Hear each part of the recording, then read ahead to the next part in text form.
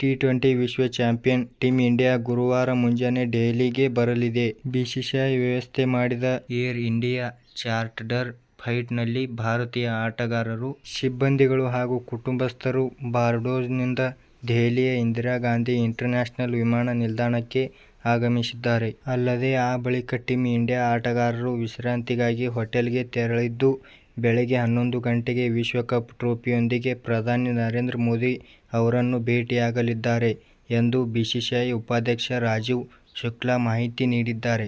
ಭಾರತ ತಂಡವು ಮುಂಜಾನೆಯೇ ಆಗಮಿಸಿದರೂ ಏರ್ಪೋರ್ಟ್ನಲ್ಲಿ ಟೀಮ್ ಇಂಡಿಯಾವನ್ನು ಸ್ವಾಗತಿಸಲು ಅಭಿಮಾನಿಗಳು ಜಮಾಯಿಸಿದರು. ಅಲ್ಲದೆ ರೋಹಿತ್ ಶರ್ಮಾ, ವಿರಾಟ್ ಕೊಹ್ಲಿ ಟೀಮ್ ಇಂಡಿಯಾದ ಘೋಷಣೆಯೊಂದಿಗೆ ಭಾರತ ತಂಡವನ್ನು ಅಭಿಮಾನಿಗಳು ಅದ್ದೂರಿಯಾಗಿ ಸ್ವಾಗತಿಸಿದ್ದಾರೆ. ಇದೀಗ ಸ್ವಾಗತದ ವಿಡಿಯೋ ಸೋಷಿಯಲ್ ಮೀಡಿಯಾದಲ್ಲಿ ವೈರಲ್ ಆಗಿದೆ. ಟಿ20 ವಿಶ್ವಕಪ್ ಫೈನಲ್ ಮುಕ್ತಾಯದ ಬೆನ್ನಲ್ಲೇ ಬಾರ್ಬಡೋಸ್ನಲ್ಲಿ ಬೆರಿಲ್ ಚಂಡಮಾರುತ ಶುರುವಾಯಿತು. ಬಿರುಗಾಳಿ ಸಹಿತದ ಭಾರೀ ಮಳೆಯಿಂದಾಗಿ ವಿಮಾನಯಾನಗಳು ಬಂದ್ ಆಗಿದ್ದವು. ಅಲ್ಲದೆ ಬಹುತೇಕ ವಿಮಾನ ನಿಲ್ದಾಣಗಳು ತನ್ನ ಸೇವಾ ಕಾರ್ಯವನ್ನು ಸ್ಥಗಿತಗೊಳಿಸಿತು. ಇದರಿಂದ ಟೀಮ್ ಇಂಡಿಯಾದ ಹಿಂತಿರುಗುವಿಕೆ ವಿಳಂಬವಾಗಿದೆ. ಅದರಂತೆ ಇದೀಗ ಬಿಸಿಸಿಐ ವ್ಯವಸ್ಥೆ ಮಾಡಿದ ವಿಶೇಷ ವಿಮಾನದ ಮೂಲಕ ಭಾರತೀಯ ಆಟಗಾರರು ವಿಶ್ವಕಪ್ನೊಂದಿಗೆ ತವರಿಗೆ ಹಿಂತಿರುಗಿದ್ದಾರೆ.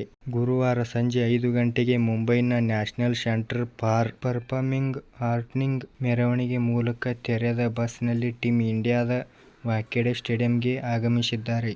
ಅದಲ್ಲದೆ ಈ ರೋಡ್ ಶೋನ ಬಳಿಕ ವಾಂಖೇಡೆ ಕ್ರೀಡಾಂಗಣಕ್ಕೆ ವಿಜಯೋತ್ಸವ ಆಚರಿಸಲಿದ್ದಾರೆ. ಇದೇ ವೇಳೆ ವಿಶ್ವ ಚಾಂಪಿಯನ್ನರಿಗೆ ಬಿಸಿಸಿಐ ಘೋಷಿಸಿರುವ ₹125 ಕೋಟಿ ಬಹುಮಾನ ನೀಡಲಾಗಿದೆ.